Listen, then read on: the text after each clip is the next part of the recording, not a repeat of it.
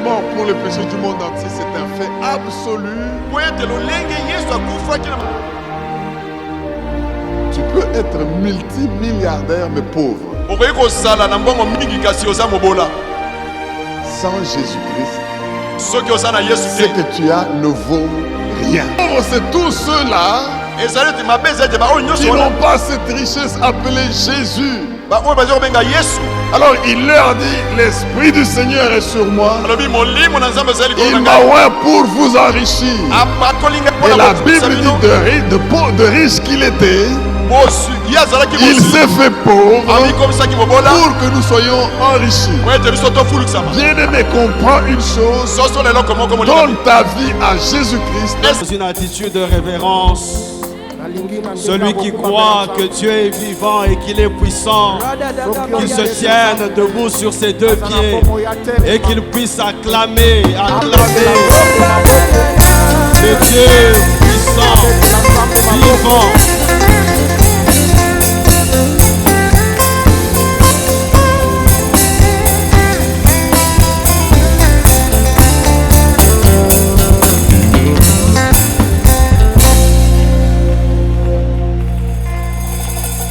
Alléluia.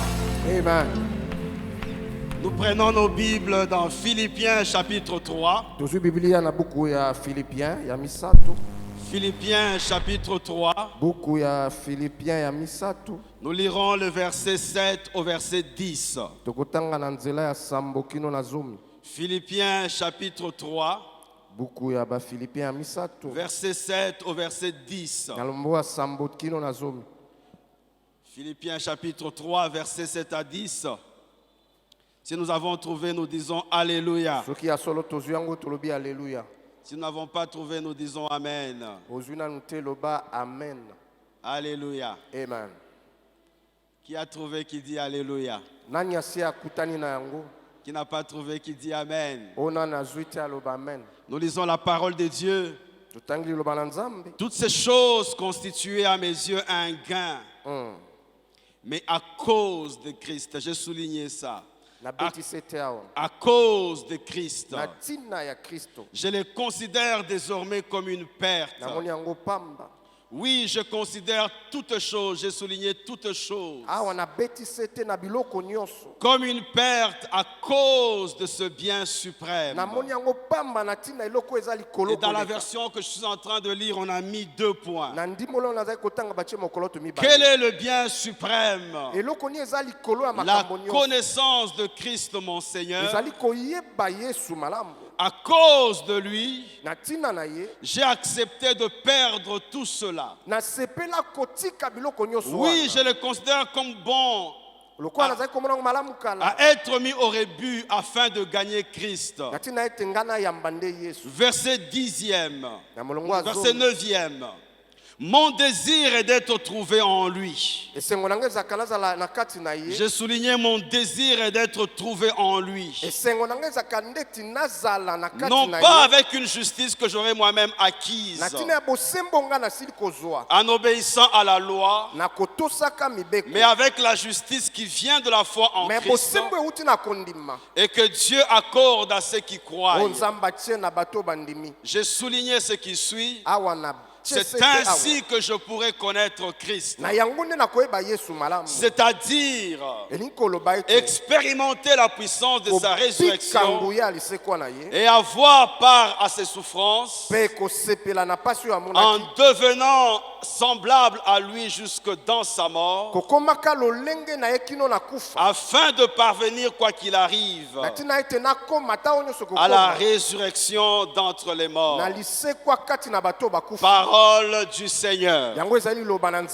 Amen. Amen. Je voudrais rendre grâce à Dieu ce matin pour la vie qu'il nous donne, pour la confiance qu'il nous donne pour être des instruments entre ses mains. Nous lui disons un tout grand merci pour sa fidélité encore renouvelée ce matin. Je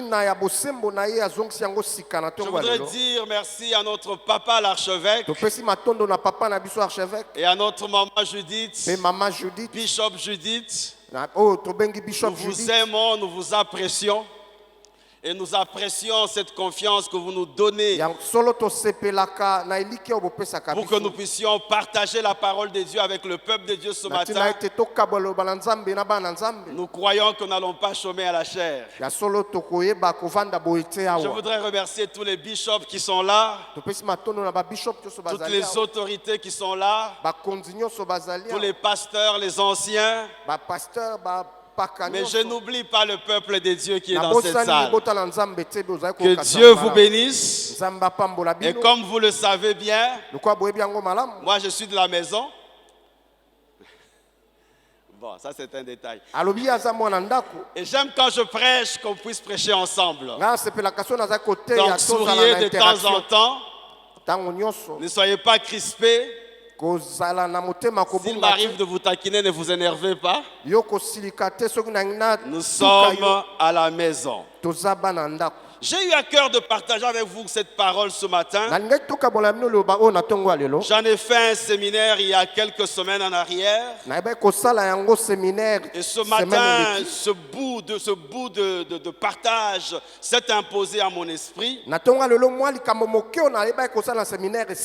Et il va ensemble avec le thème du mois d'août ici dans l'église. Le thème du mois, c'est croître dans la grâce et la connaissance de notre Seigneur Jésus-Christ. Le thème que je vais exploiter ce matin, dont je vais prendre un tout petit bout, c'est connaître Christ un bien suprême. Connaître Christ un bien suprême. Et ce matin, en partageant la parole de Dieu, avant que je n'introduise le message, je voudrais donner quelques prémices. La première prémisse que je voudrais donner ce matin, c'est que croître est un processus. On ne devient pas un adulte du jour au lendemain. On ne devient pas un adulte le jour où l'on est. Il faut un processus de croissance. Croître dans la connaissance du Seigneur est aussi un processus. Un processus qui part de la nouvelle naissance, mais qui ne s'arrête pas qu'à la nouvelle naissance, mais elle se vit aussi par le renouvellement de l'intelligence qui vient de la révélation de la parole de Dieu. Dans mes prémices de ce matin, je voudrais dire à l'église du Seigneur que l'une des choses que la grâce de Dieu nous apporte, c'est la connaissance du Seigneur. Je veux dire à l'église du Seigneur ce matin, l'une des choses que la connaissance du Seigneur nous apporte, c'est la consécration. La consécration est un bénéfice de la grâce de Dieu. La consécration est un bénéfice de la connaissance de Dieu. Et ce matin, mon focus, il va être sur la consécration comme étant un moyen par excellence pour croître dans la connaissance de Christ. Si vous pouvez tout oublier, à la fin de cet enseignement de ce matin, n'oubliez pas ce statement. N'oubliez pas ce statement. La consécration est un moyen par excellence pour croître dans la grâce, pour croître dans la connaissance de Christ. En effet, celui qui connaît le Seigneur, il se consacre. Celui qui connaît le Seigneur, il croit dans la consécration. La consécration nous fait croître dans la grâce de Dieu, elle nous fait croître dans la connaissance du Seigneur. Et tout mon enseignement de ce matin, il va répondre à la question de savoir c'est quoi la consécration. Est-ce que la consécration est un sujet simplement pour les nouveaux convertis? Ou bien nous-mêmes aussi qui avons fait des années et qui servons Dieu, nous sommes appelés à nous consacrer. Est-ce que je peux prêcher la parole de Dieu ce matin? Quelqu'un qui me suit, il dit un grand Amen. Voilà, je commence mon message. Ancien Féfé. Papa Féfé. Quel est le dernier couple qui s'est marié ici à l'église? Je vous ai dit qu'on aime qu'on communique, n'est-ce pas? Le dernier couple, qui est le dernier couple qui s'est marié ici? Sam. Ndeko Sam ya jeunesse. Où est Sam? Sam, où est-ce que tu es? Ndeko Sam azali wapi? Il est en voyage de noces. Il est en voyage de noces, nous l'excusons. Alors, quel est l'avant-dernier couple? Mais oyo baye yambo na bango ya Ndeko Sam. N'allons pas là. Quel est le couple volontaire qui veut venir? Bon, banani bakoko ya babalani. Un couple volontaire. Babalani. Yo bala babengi yo pasteur bio ya liboso. Un couple volontaire. Ah, vous voyez? Papa il a lié notre pasteur et notre maman. On les acclame pendant qu'ils avancent. Alors, on va faire une mise en scène, n'est-ce pas? C'est le jour de leur mariage, n'est-ce pas? Qu'est-ce qui se passe le jour du mariage? Moi, l'officiant du mariage, je suis là, n'est-ce pas? Et les deux mariés sont devant moi. Mettez-vous devant moi comme des gens qui viennent pour le mariage. Ils ont déjà des années de mariage. Ce sont les anciens. Les basés. Alors, il y a quelque chose qui se passe le jour où on bénit le mariage. Alors, moi, je suis l'officiant du mariage. Ce sont les deux candidats au mariage. Et on va procéder à la liturgie de mariage. Alors, qu'est-ce qui se passe dans la liturgie de bénédiction nuptiale? Je vais prendre la parole. Je vais m'adresser à l'assemblée. Est-ce qu'il y a quelqu'un qui a quelque chose contre? Bon, généralement, il n'y a personne. Alors je vais m'adresser au couple. Je vais leur demander est-ce qu'il y a quelque chose que vous avez contre le mariage. Généralement il n'y en a pas. Alors maintenant je prends la casquette de l'officiel. Alors je vais déclarer maintenant. Ils vont commencer à échanger les vœux.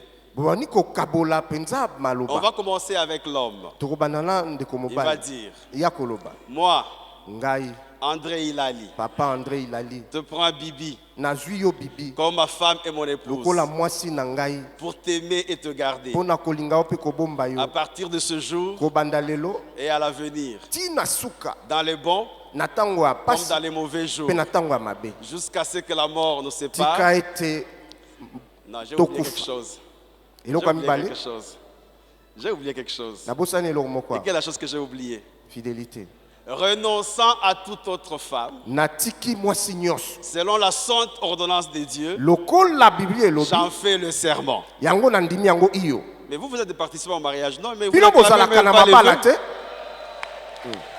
Alors, amen. On a terminé avec l'homme. On va s'adresser maintenant à la femme. Moi, Bibi Hilali, te prends André Hilali, comme mon mari et mon époux, pour t'avoir et te garder à partir de ce jour et à l'avenir. Et puis, renonçant à tout autre homme, selon la sainte ordonnance de Dieu, t'en fais le serment. Ah, mais je croyais que vous avez compris le jeu. Et puis on va prier pour eux et on va les bénir. Alors je prie pour vous et je vous bénis. Parce que vous nous avez bénis par votre présence. Que Dieu vous bénisse pendant que vous rentrez à votre place. Dans cet engagement,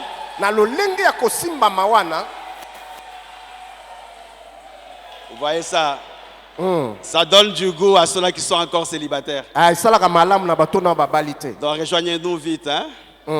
Vous allez vivre le bonheur du mariage. Dans cette illustration, dans cet échange de vœux, il y a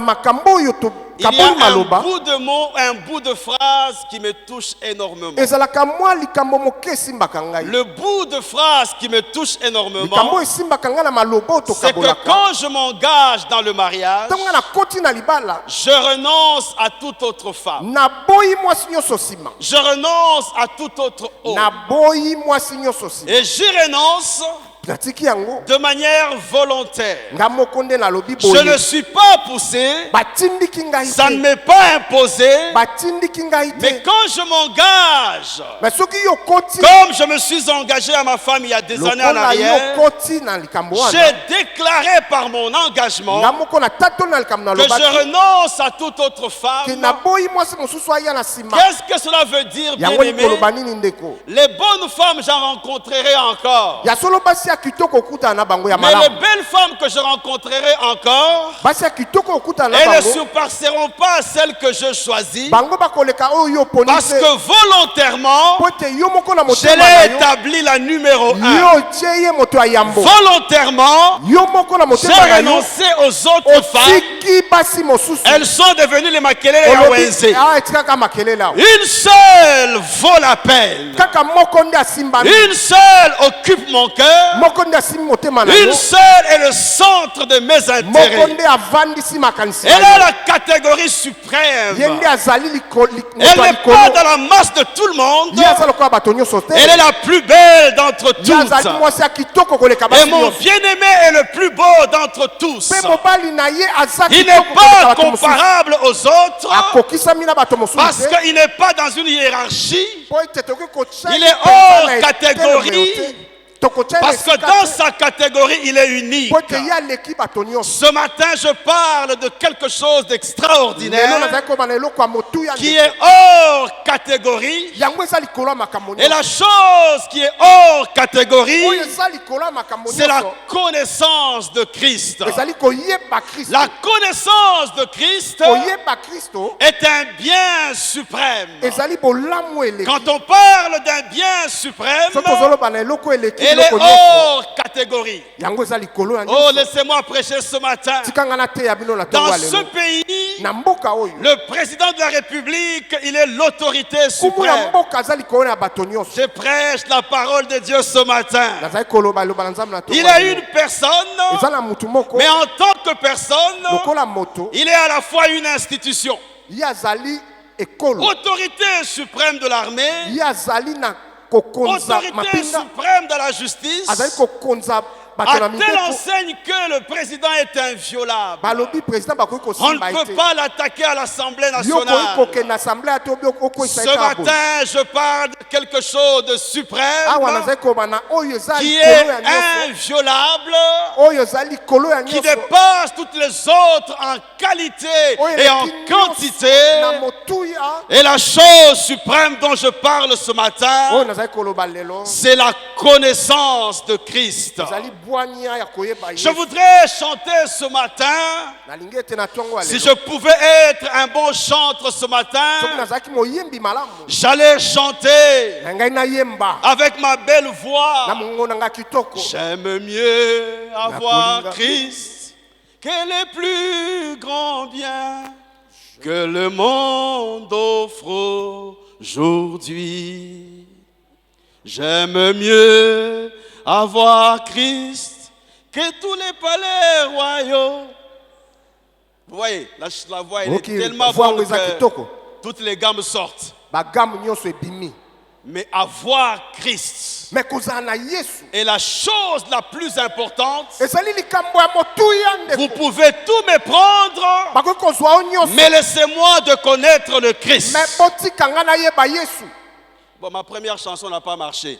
La deuxième va marcher.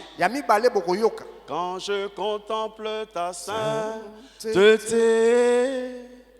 et quand je contemple ta beauté et quand toutes les choses pâlissent à ta lumière. Quand je trouve la joie près de ton cœur, quand je m'enveloppe de ton amour, et quand toutes les choses pâlissent à ta lumière,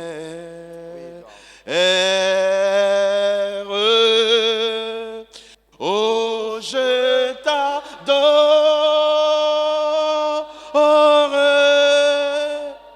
oui, je t'adore,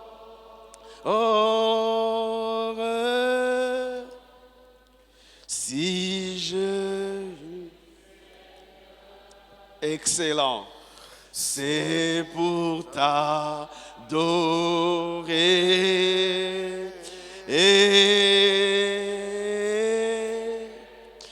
Oh, je t'adore.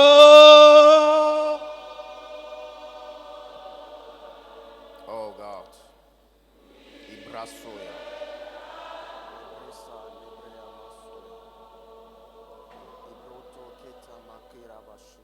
Si je vis, Seigneur. Alléluia.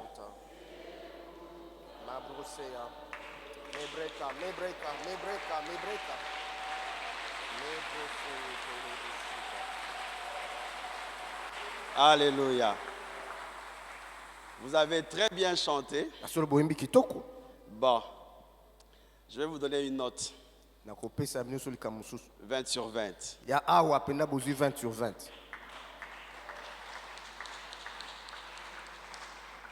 Mais mon but n'était pas le chant. Mon but était, quand je contemple le Seigneur, les choses de la terre pâlissent.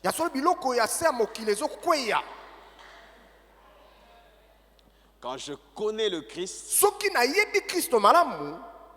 les choses de la terre pâlissent. La connaissance de Christ nous amène à renoncer à des choses qui sont légitimes parce que la connaissance de Christ est suprême. C'est ça mon point. Je vous ai fait chanter parce que vous connaissez le chant afin de vous dire, avec l'apôtre Paul, il est en train de dire toutes ces choses qui étaient à mes yeux comme un gain. Il y a quelque chose qui est au-dessus, qui s'appelle le Christ, qui a fait que les choses qui étaient pour moi des gains ne sont plus des gains. Elles ont pâli parce qu'il y a une chose qui devient supérieure, qui est élevée plus que les choses que j'avais. Je parle ce matin comme l'apôtre Paul qui parle. Il dit, je suis pharisien, je suis hébreu né d'hébreu. Quant à la loi, je suis irréprochable. Il y a toutes les bonnes raisons que je puisse être fier de moi-même. Mais toutes ces choses qui étaient pour moi des gains, à cause de la connaissance de Christ, elles sont désormais une perte. Mon but est de gagner Christ. Oh, ce matin, bien-aimé, lorsque l'apôtre Paul décllare que les choses qui étaient pour lui des gains sont devenues des pertes à cause de Christ, il est en train de nous introduire dans un concept important, le concept de la consécration. Le concept de la consécration. Plus nous sommes consacrés à Dieu, plus nous connaissons le Seigneur. Et il s'arrête en déclarant, mon désir est d'être trouvé en lui. D'autres versions disent, mon ambition c'est d'être trouvé en lui. Ce matin, mon ambition n'est pas d'avoir une renommée. Mon ambition n'est pas d'avoir le pouvoir. Mais mon ambition ce matin, c'est d'être trouvé en lui. non pas avec ma propre justice, mais avec la justice que Dieu accorde à ceux qui croient. Et quand j'ai cette ambition-là, la Bible déclare, je pourrai connaître Christ. Bien-aimé, il y a dans ça une marque de consécration. Autrement dit, lorsque le Christ nous saisit, nous le connaissons encore. Nous nous laissons encore saisir par lui. Nous gardons le cap. Le problème, ce ne sont pas nos années dans l'église. Mais notre problème, c'est que nous l'avons découvert lui. Plus nous le découvrons, plus nous avons soif de le découvrir encore. Nous le découvrons, nous nous consacrons. Nous nous consacrons, il se fait encore connaître. Il se fait connaître, nous nous consacrons. Nous nous consacrons encore. Nous croissons dans la connaissance de notre Seigneur Jésus-Christ. Parce que les choses sont ainsi. Osée chapitre 6 verset 3 est en train de dire: oui, cherchons à connaître l'Éternel. Efforçons-nous de le connaître. Sa venue est aussi certaine que celle de l'aurore.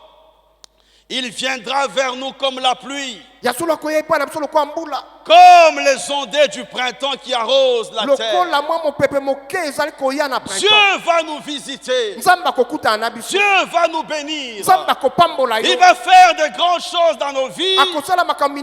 Mais il y a quelque chose d'important qui doit être notre ambition. Chercher à connaître le Seigneur. Nous efforcer à le connaître. La Bible est en train de dire: sa venue est aussi certaine que celle de l'aurore. Il viendra à nous comme la pluie. Il viendra à nous comme les ondées du printemps qui arrosent la terre. En déclarant cela, la Bible est en train de nous dire: Dieu nous visitera, Dieu nous rafraîchira, Dieu nous fera du bien. Mais pour que nous puissions déclencher ce processus-là, cherchons à connaître l'Éternel. Efforçons-nous de le connaître. Quand on parle du printemps, ça peut être difficile pour nous de comprendre ça. Parce que nous habitons dans un pays tropical. Mais quand vous habitez dans un pays avec 4 saisons, le printemps vient après l'hiver. Quand l'hiver est là, tout est sec. Quand il y a l'hiver, il fait froid. Quand il y a l'hiver, tout est maussade. Et tout le monde attend le printemps. Quand il y a l'hiver, tout le monde s'enferme dans la maison. Et quand l'été arrive, tout le monde sort, il veut être à l'extérieur. Mais ici, Dieu est en train de nous dire: je vous enverrai la pluie du printemps. En parlant de la pluie du printemps, il est en train de dire que la sécheresse s'arrêtera. L'hiver va s'arrêter. Je me tiens ici comme un prophète du Seigneur pour déclarer à une âme qui m'entend: l'hiver va s'arrêter. Le printemps arrive. Le printemps arrive. Les feuilles vont reverdir. La pluie va à nouveau venir. La sécheresse va s'arrêter. Mais il y a une clé. Je dis, il y a une clé. Il y a une clé. Quelle est la clé? Cherchons à connaître le Seigneur. Efforçons-nous de le connaître. Et ce qui peut nous aider à chercher à le connaître, à nous efforcer à le connaître, c'est la consécration. C'est quoi la consécration? Disons d'abord ce que la consécration n'est pas. La consécration, ce n'est pas vivre dans un monastère. ou dans une maison de retraite. Je suis consacré. Je vais aller me cacher dans un monastère, dans une maison de retraite. Je ne veux pas vivre avec les autres. Parce que chez les autres, ça sent le péché. Non, ce n'est pas ça la consécration. Deuxièmement, la consécration, ce n'est pas adopter une démarche, la tête penchée. Donc vous marchez sur la route, mais votre tête est penchée et vous dites que c'est la tête de la consécration. C'est la tête de la sainteté. C'est la démarche de la sainteté. Non, la consécration, ce n'est pas ça. Troisièmement, la consécration, ce n'est pas parler de la Bible, ni des versets bibliques à longueur de journée. Vous parlez de la Bible en temps et en hors temps. Vous déclarez les versets de la Bible en temps et en hors temps. Ce n'est pas ça. La consécration. Quatrièmement, la consécration, ce n'est ni prier sans cesse, ni aimer tellement le culte qu'on va se construire une petite cabane dans le sanctuaire parce qu'on veut habiter dans la maison de Dieu et dehors c'est le péché. Ce n'est ni prier sans cesse, ni aimer tellement le culte que l'on se construit un petit logis dans la parcelle de l'église pour ne pas rater un seul culte. La consécration, ce n'est pas bien aimé dans le Seigneur. On te dit bonjour frère. Toi tu réponds par Alléluia. Alléluia. Ce n'est pas ça la consécration. Toutes ces choses sont bonnes. Ce sont les femmes qui sont consacrées le font. Mais ce n'est pas la consécration. Mais c'est quoi la consécration? La consécration, c'est affecter un objet ou une personne au service du Seigneur. La consécration, c'est affecter un objet ou une personne au service de l'Éternel. Consacrer, c'est affecter un objet ou une personne au service du Seigneur. Je vais prendre cet exemple. J'ai un micro entre mes mains. Ce micro a été tiré au milieu de plusieurs micros que l'on a achetés dans la maison des instruments de musique. Il est de la même marque que beaucoup d'autres micros. Mais tous les autres micros ne sont pas nécessairement consacrés. Certains micros de la même marque, ils sont utilisés par les hommes des autorités. Certains micros de la même marque, du même lot, même numéro de série, sont utilisés par les musiciens mondains. Certains micros de la même marque, le même série, sont utilisés à d'autres objectifs. Mais ce micro que je tiens dans ma main, il est consacré. Autrement dit, ce micro est affecté au service de Dieu.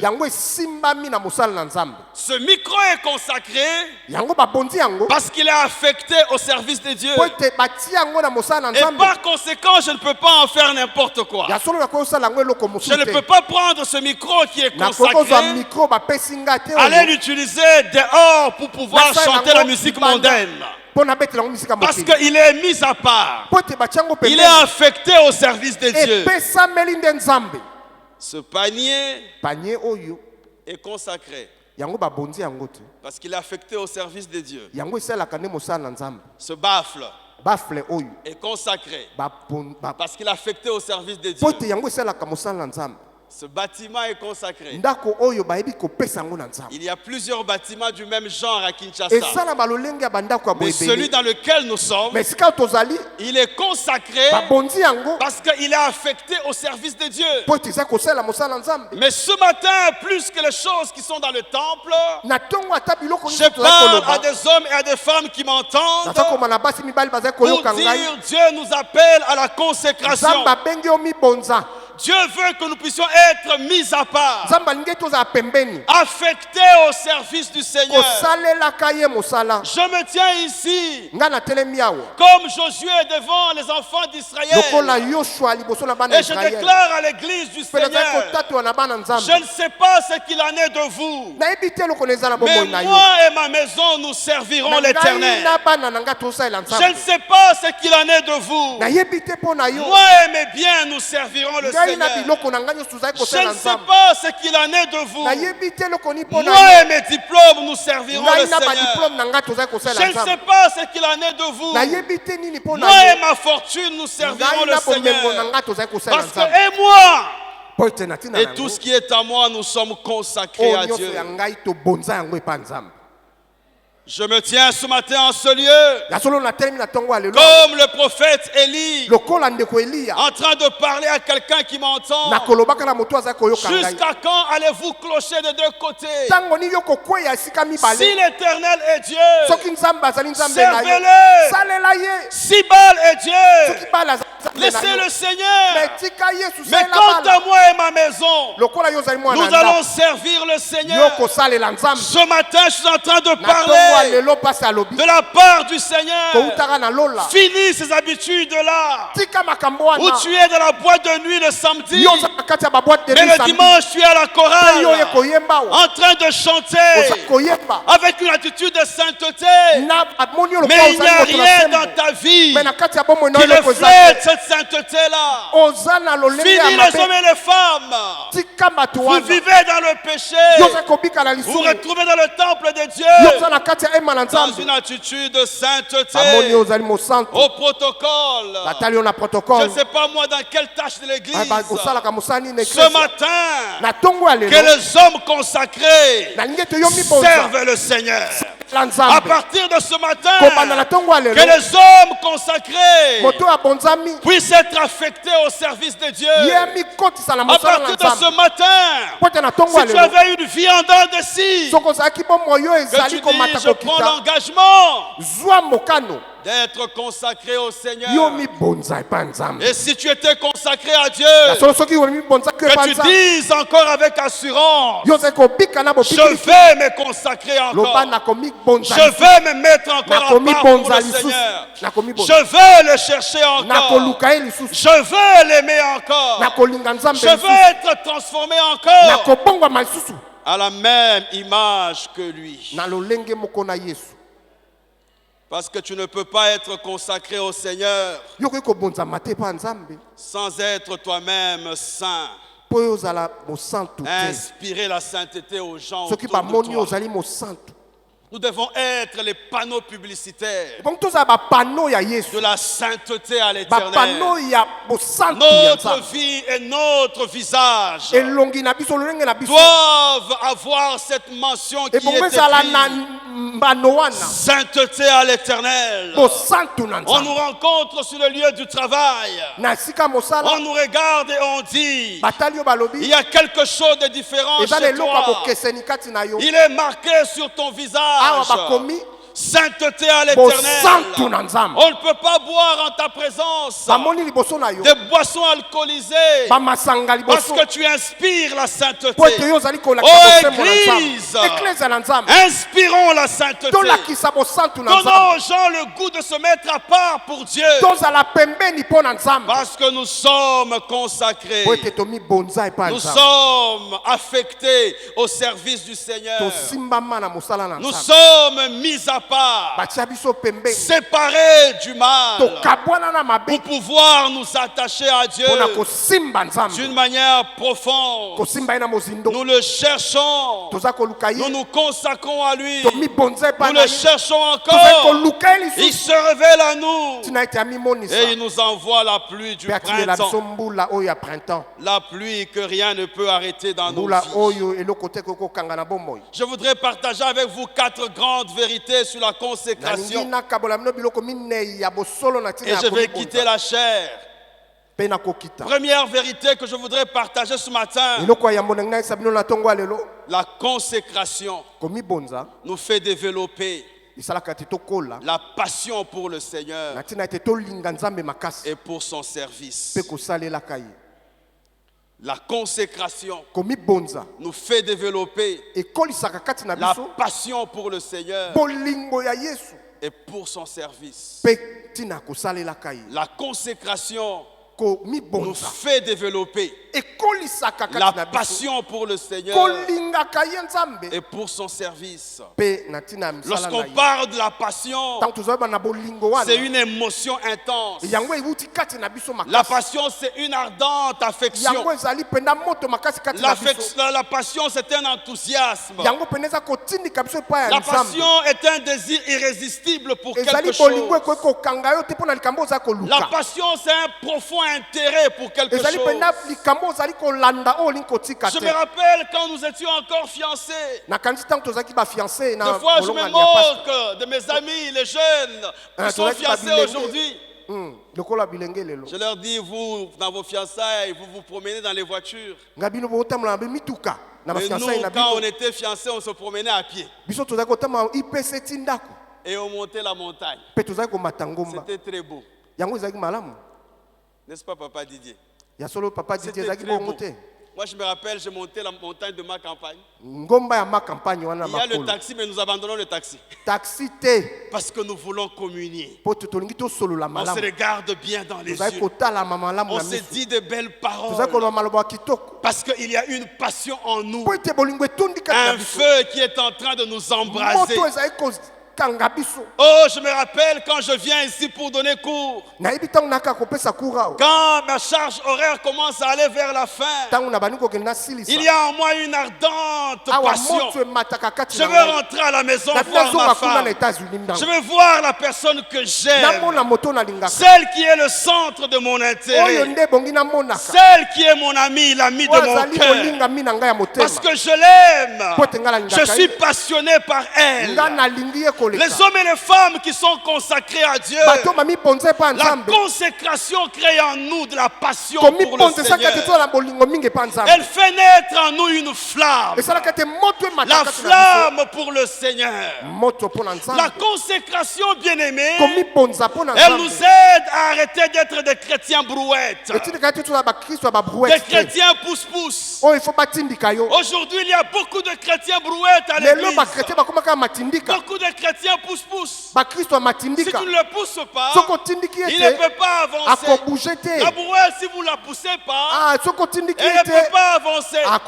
Et il y a beaucoup de chrétiens comme ça dans l'église. Mais malheureusement, même parmi les serviteurs de Dieu, il faut les pousser. Si tu vis dans un milieu comme les États-Unis, pour que les serviteurs viennent à l'église, pour que les gens viennent à l'église, il faut leur envoyer les textes messages, les SMS. Ce sont des chrétiens brouettes, des chrétiens pousse-pousse, qui n'ont aucune passion pour le Seigneur. Mais ce matin, nous sommes en train de déclarer que quand tu es consacré à Dieu, tu arrêtes d'être un chrétien pousse-pousse. Parce qu'il y a en toi une flamme. Il y a en toi un feu. Elle te fait chercher Dieu le matin. Il te fait chercher Dieu la nuit. Il te fait chercher Dieu à midi. Il te fait chercher Dieu le soir. Et j'ai une bonne nouvelle ce matin. Tu ne peux pas chercher le vrai Dieu et trouver le diable. Si tu cherches le vrai Dieu, il se laissera trouver. Si tu cherches le vrai Dieu de tout ton cœur, il écartera le diable de ton chemin et il va se révéler à toi, parce qu'il est un Dieu qui a déclaré: cherchez l'Éternel tandis qu'il est près. Cherchez-moi, je me le serai trouvé. La consécration crée en nous cette passion. Nous le cherchons de tout notre cœur, sans attendre qu'on nous pousse. Et ce matin, en partant cette parole, j'ai à cœur de la part de Dieu que nous arrêtions d'être des chrétiens brouettes, mais que nous soyons des hommes et des femmes consacrés, parce que la consécration, elle te nourrit. Elle te nourrit de l'intérieur. Elle nourrit ta soif pour Dieu. Elle te donne les mêmes priorités que le Seigneur. Elle nourrit la soif de la connaissance de Dieu. Elle nourrit la soif de la croissance de la connaissance de Dieu. Elle nourrit la soif de la connaissance de la grâce de Dieu. Quand elle est là, elle te pousse. Elle te pousse à donner tes dîmes et tes offrandes. Elle te pousse à servir Dieu. Elle te pousse à aimer la maison du Seigneur. Elle te pousse à servir le Seigneur. Tu sens dans ton cœur que si je ne parle pas de Dieu, il y a en moi un feu qui me dévore. Ça nourrit mon service, cette consécration. Ça nourrit mon service. Comme la femme samaritaine. Jésus, quand il se retrouve devant la femme samaritaine, la Bible dit qu'il avait faim. Il avait envoyé les disciples acheter à manger. Mais quand les disciples reviennent, il a oublié qu'il avait faim, parce que dans son cœur, il avait une autre nourriture à manger, celle d'accomplir la volonté de son maître. Une passion, un amour fort qui est créé par la consécration. Ce matin, j'en appelle à ce que toi et moi, nous devenions des hommes et des femmes nourris par cette consécration, davantage consacrés. Comme l'apôtre Paul, un homme qui a fait de grandes choses pour Dieu, mais qui nous dit dans Philippiens 3 que nous avons lu, j'ai encore une ambition. C'est fort, hein? J'ai encore une ambition. Mais Paul, on t'a appelé, on t'a comparé à des dieux. On a dit que les dieux semblables à des hommes sont venus vers nous. Les hommes qui bouleversent le monde sont venus vers nous. Comment tu peux nous dire, après avoir vu la main de Dieu agir comme ça, que tu as encore une ambition? Et quelle est ton ambition? Ce n'est pas de pouvoir voyager dans le monde entier. Mais l'apôtre déclare: mon ambition, c'est de le connaître encore. C'est d'être trouvé en lui. Mes années de ministère ne me disent rien. Ce qui me dit quelque chose, c'est que de le connaître encore, de croître dans la connaissance de Christ mon Seigneur. Est-ce que quelqu'un est béni ce matin? Si tu es béni, dis un grand amen.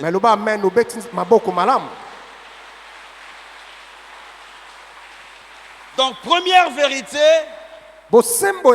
la consécration nous fait développer la passion pour le Seigneur et pour son service. Deuxième vérité, la consécration, elle nous fait. Et ça, la kabiso en lingala, c'est bon.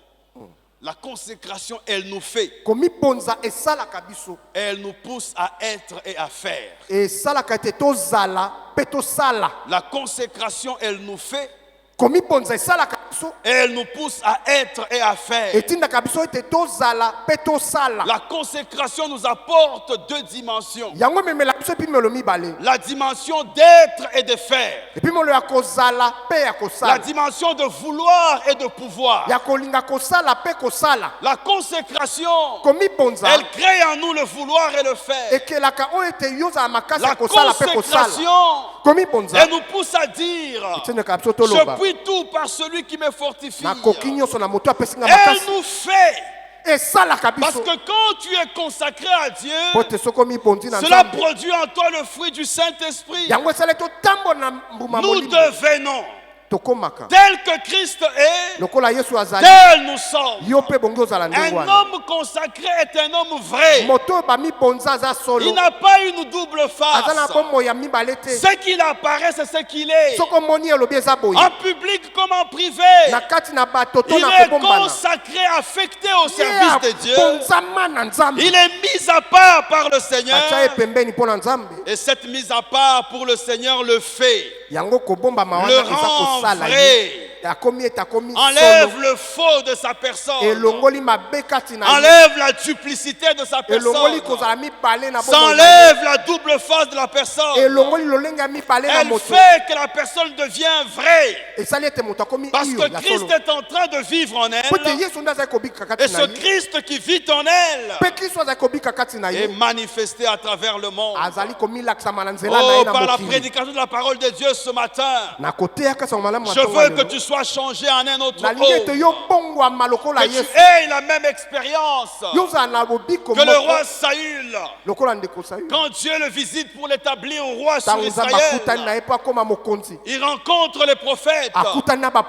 La Bible dit tu rencontreras la garnison des prophètes, mais tu seras changé en un autre homme.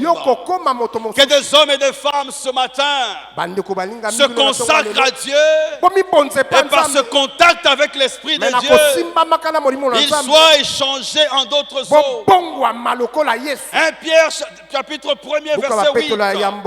La Bible est en train de dire, si ces choses sont en vous, et ils y sont avec abondance, elles ne vous laisseront pas oisifs ni stériles pour la connaissance de notre Seigneur Jésus-Christ. Parce que la consécration, elle nous fait, elle nous pousse à être vrais, elle nous pousse à faire des choses, elle nous pousse à pouvoir manifester le caractère de Christ. Nous devenons vrais. Notre nature change. Et nous posons des actes qui sont en train de refléter la nature qui est en nous. Parce que c'est le reflet de notre consécration à Dieu. Troisième vérité ce matin, c'est que la consécration nous aide à développer la sensibilité spirituelle. La consécration nous aide à développer la sensibilité spirituelle. Un des grands trésors que papa l'archevêque m'a apprise, il m'a dit qu'un bon chrétien, un bon serviteur de Dieu doit développer la sensibilité spirituelle. La consécration, elle t'apporte la vie de l'esprit, mais elle te rend aussi capable de saisir lorsque l'esprit est en train de se mouvoir. Tu es changé en toi-même, mais tu sais aussi être spirituellement sensible. Tu sais sentir ce que Dieu sent. Tu sais percevoir la volonté de Dieu. Tu sais percevoir la volonté de ton maître. Jésus est en train de dire dans Jean chapitre 10 verset 27, mes brebis écoutent ma voix. Je les connais et elles me connaissent. Pour être capable d'écouter la voix du Seigneur, il faut développer la sensibilité spirituelle. Et pour développer la sensibilité spirituelle, il faut développer sa consécration. Plus tu es consacré, plus tu deviens sensible à la voix du Seigneur. Plus tu ne peux pas expliquer ça de manière humaine, mais tu sais que tu sais, parce que l'Esprit de Dieu te le fait savoir, et en te le faisant savoir, tu le perçois. Tu entends une voix qui te dit, voici le chemin, suis-le. Tu trouves dans ton cœur de chemin tout tracé, parce qu'il y a une intimité entre toi et l'Esprit de Dieu, du fait de ta consécration. Est-ce que quelqu'un est béni ce matin? Quatrième et dernière vérité, la consécration au Seigneur t'amènera à te sauver toi-même. et à sauver les hommes et les femmes autour de toi. La consécration au Seigneur, elle t'amènera à te sauver toi-même et à sauver les hommes et les femmes autour de toi. Les hommes et les femmes qui t'écoutent. Lorsque tu es un prédicateur, la consécration, elle va t'amener à te sauver. Parce que le but ultime, ce ne sont pas les maisons, ce ne sont pas les grosses voitures, ce ne sont pas les grandes renommées, ce ne sont pas les miracles, ce ne sont pas les grands réseaux. Dieu nous donnera ces choses. Dieu nous donnera des grandes maisons, il nous donnera des grosses véhicules, des grandes renommées. Il va rendre nos noms grands. Mais ce n'est pas ça l'essentiel. L'essentiel et la chose la plus importante, c'est que là-haut, mon nom est inscrit. Là-haut dans le ciel. Là-haut, mon nom est validé. Oh, je le déclare ce matin. Là-haut, mon nom est validé. Quand je me tiens devant, dans ce monde, Dieu me regarde et il dit, mon œil est sur toi. Oh, je parle la parole de Dieu ce matin. Et je dis que Dieu a son regard sur la terre, sur les hommes et les femmes qui ont le cœur tout entier à lui. Il les regarde, il les connaît. Et je vais le dire avec assurance. Même quand tu traverses la vallée de l'ombre de la mort et que tout est noir autour de toi, quand tu appartiens au Seigneur, dans le noir le plus sombre qui puisse exister, il y a une lumière qui brille. Et la lumière qui brille, la lumière de cet homme et de cette femme qui est consacrée à Dieu, que Dieu connaît par son nom, qu'il appelle par son nom, qu'il a établi par son nom. Et il lui dit ce matin, quand tu traverseras la vallée de l'ombre de la mort, tu ne craindras aucun mal, car je suis avec toi. Ta houlette et ton bâton me rassurent. Tu dresses une table en face de mes adversaires. Tu oins d'huile ma tête et ma coupe déborde. Je dis à quelqu'un ce matin, celui qui dresse la table en face de toi, ce n'est pas un homme. J'aime donner cette illustration. Quand nous recevons les visiteurs à la maison, avant que les visiteurs n'arrivent, ma femme me dit, est-ce que tu peux dresser la table? Je commence à dresser la table. Je la dresse comme un homme. Vous mettez les couteaux à droite. Je ne sais pas où vous mettez. Et puis elle va venir, elle va passer. C'est pas comme ça. Mais moi j'ai dressé la table pour les visiteurs. Mais le psaume 23. Psaume 23. Ne nous dit pas que c'est moi qui vais dresser la table. Le psaume 23 dit que celui qui va dresser la table, c'est l'Éternel mon berger. Il ne va pas dresser la table pour les anges. Il ne va pas dresser la table pour le président de la République. Il ne va pas dresser la table pour une autorité. Il va dresser la table pour un consacré qu'il appelle son enfant. Il ne fait pas que dresser la table. Il dresse la table en face des adversaires. Est-ce que quelqu'un comprend cette parole? Il dresse la table en face des adversaires. Leur erreur, c'est d'avoir été mes adversaires. Ils ont ri quand moi je ne riais pas. Ils ont ri parce qu'autour de moi tout était sombre. Mais ce qu'ils ne savaient pas, c'est que ma table allait être dressée par l'Éternel. Et quand l'Éternel mon berger dresse la table est dressée Mais ma tête est ointe. Ma table, elle est dressée. Mais ma tête est ointe. Je dis que ma table est dressée. Mais ma tête est ointe. Et quand ma tête est ointe, je ne fais pas les choses que les hommes font. Mais je fais les choses qui ne sont jamais montées ni au cœur de l'homme. Les autres choses que l'œil n'a point vues, les choses que l'oreille n'a pas entendues, mais que Dieu a réservées pour les hommes et les femmes qui lui sont consacrés, pour les hommes et les femmes qui l'aiment. Je me tiens ce matin en ce lieu. Je fais l'enrôlement. Je fais l'enrôlement, l'enregistrement. Et je dis aux hommes et femmes qui m'entendent, venez, consacrons-nous à l'Éternel. Venez, consacrons-nous à l'Éternel. Venez, consacrons-nous encore à l'Éternel. Nos cœurs seront touchés par lui. Nous deviendrons ce que Dieu a prévu que nous devenions. Nous serons la bonne odeur de Christ, répandue dans ce monde. Et ce qui est sûr, c'est que nous ne manquerons pas la pluie du printemps. Dieu nous arrosera. Il va chercher le pâturage pour nous.